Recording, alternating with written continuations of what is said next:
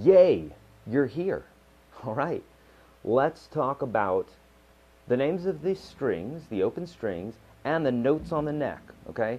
So within the next few minutes here, you're going to be able to know, or you will know, every note on this neck by name, and if someone pointed it out to you, you're going to have a way to say what that note is, okay?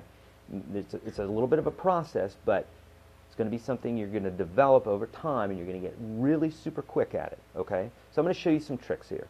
So, starting from the low string here at the top, we're calling that low because it's low in pitch. I know this is low to the ground, but that's high. Musicians call that high as it's high in pitch, okay? So this is low, also known as the low E, and this is the high E, okay?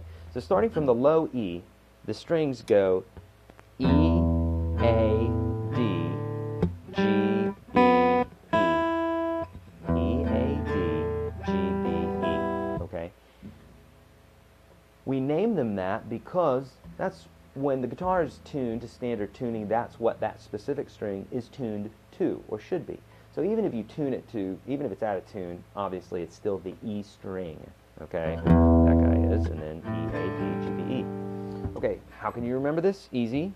One of the ones that I've always told my students is Eddie ate dynamite, goodbye Eddie, right?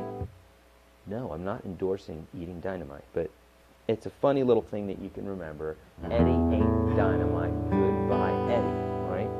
So now that we know the names of the strings, there's two little rules, two miniature little musical rules that apply to all instruments, not just the guitar.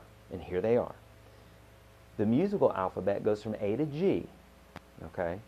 So our normal alphabet goes A to Z. Musical alphabet goes A to G. There is no H, I, J, K, L, M, N, O, P. There's no H chord. There's no I note. A to G. A, B, C, D, E, F, G, okay? That's all there is in the musical alphabet. That's all there will ever be. Any instrument, that's it, okay? A to G. The other principle that we need to know is every note has a sharp except for B and E. Remember we said earlier that a sharp is when we can raise a note, a note that's brought up, and a flat is when the note is brought down, okay?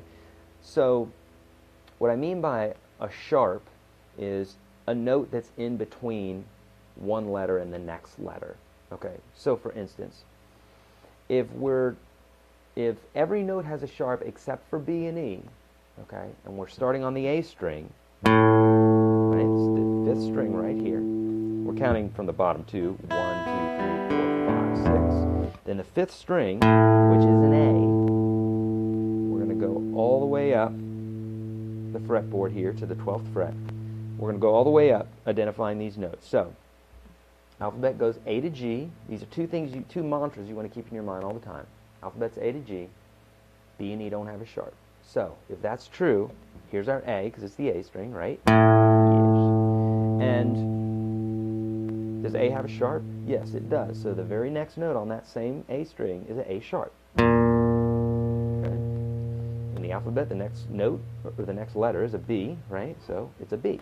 Remember our rule, B and E don't have a sharp.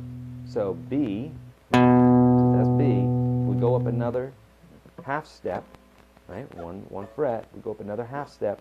This can't be a B sharp because B doesn't have a sharp, so it has to be the next letter. Exactly, a C. So here's our C. Okay. Does C have a sharp? Yep, it sure does. There's our C sharp. What's after C in the alphabet? D. Does D have a sharp? Yep. What's after D? E. Good. Does E have a sharp? No, it doesn't. I was testing you. So, B and E don't have a sharp. Those are our two rules. So after E, A, B, C, D, E, F. And believe me, I sing the alphabet in my head all the time when I'm doing this. All right. So E, F. Does F have a sharp? Yep.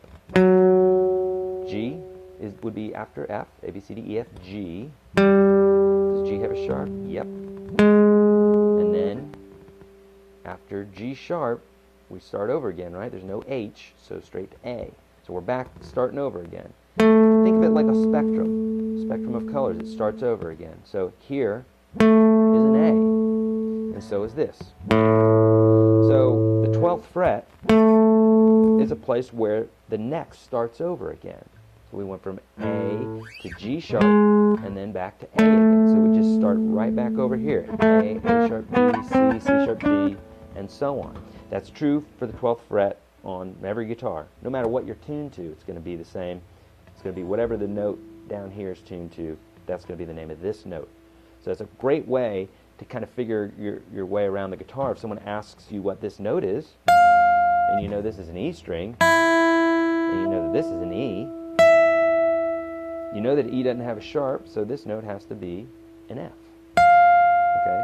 If someone asked you what this note was, you could start from here and go E, F, F, sharp, G, so on. Or you could start here at the E, and you could work backwards. E, 1 less than E is a D sharp, or also known as an E flat. They're synonymous. Okay, it's like someone calling you by your first name or last name. This could be an E flat or a D sharp.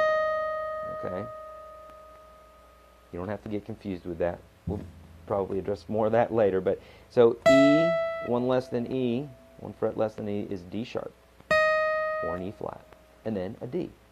So if someone asks you what that note was, you can say, well, that's a D, instead of having to go up this way. Okay? So there are the open strings and all the notes on the guitar. What I want you to do is go through this. The blank fretboard sheets that I've provided as an attachment for this video will also help. So again, bring those to school during study, or during your day or lunch hour or whatever, and fill those in and see if you can't see how quickly you can get at doing this. Working it backwards, working it forward, just grabbing a note and seeing if you can identify it. Great way to start getting to know the neck. This is going to help a ton later on when we're talking about theory, more advanced theory and that sort of thing. So keep going. See you in the next video.